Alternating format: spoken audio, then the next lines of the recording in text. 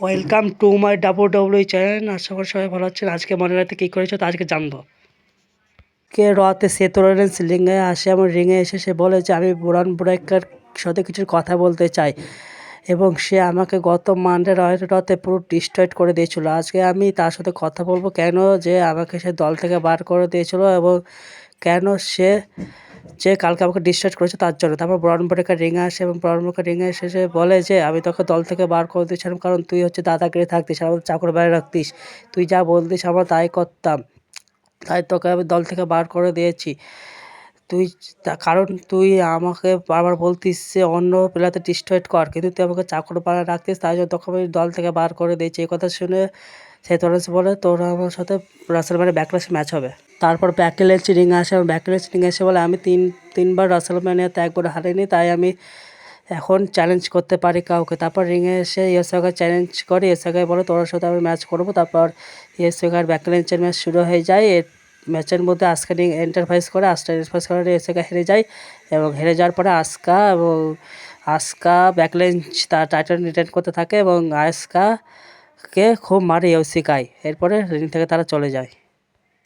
তারপর backlash ring থেকে চলে যায় এবং আস্কা ইয়োশিকাকে অনেক ডিস্ট্রয় করতে থাকে মেরে মেরে।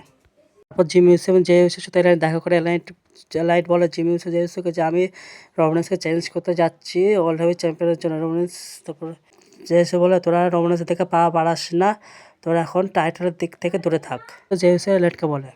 তারপর জো হেনরি রিংয়ে আসে এবং তার সে আগের মতন চেয়ারে বসে গানা বাজাতে থাকে এবং গানা বাজাতে বলে যে রোমান্সকে সবাই অ্যাকনোলেজ করে এবং লগেন পলকে সবাই হিট করে। এরপরে লগেন পল রিংয়ে আসে বসন থিওরি ও এসে বলে যে তুই আমাদের হিট করছিস কেন।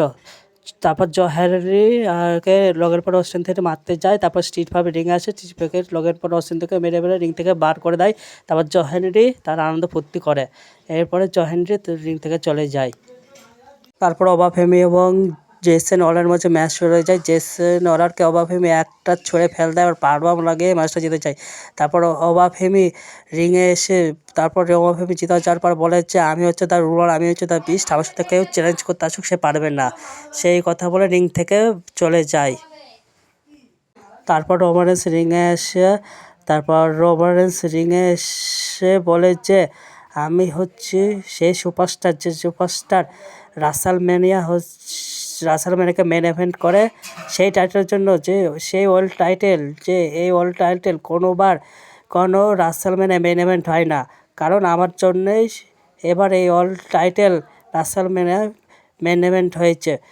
তারপর সে কথা বলে যে আমি সিএমকে হারানোর পর সবাই গায়েস করছে যে আমি হচ্ছে সেই চ্যাম্পিয়ন যে আমাকে কেউ হারাতে পারে না। আগের মনোনয়নতে জ্যাকব ফাটো বলেছিল যে তার চ্যালেঞ্জ অ্যাকসেপ্ট করে, জ্যাকব ফাটো সবাই দিয়েছে জ্যাকব ফাটো আমার চ্যালেঞ্জ অ্যাকসেপ্ট করতে পারছে যদি আমাকে অ্যাকসেপ্ট করে যায়। তারপর জ্যাকব ফাটো রিংয়ে আসে, জ্যাকব ফাটো রিংয়ে এসে বলে যে তোকে আমি অ্যাক্রোলেজ করছি এবং তোকে আমি রাসেলম্যানিয়া ব্যাকল্যাশে এমনভাবে ডিস্ট্রয় করবো যে তোকে কেউ বাঁচাতে পারবে না। এই কথা ভেবে জ্যাকব ফাটো তাকে রোমান্সকে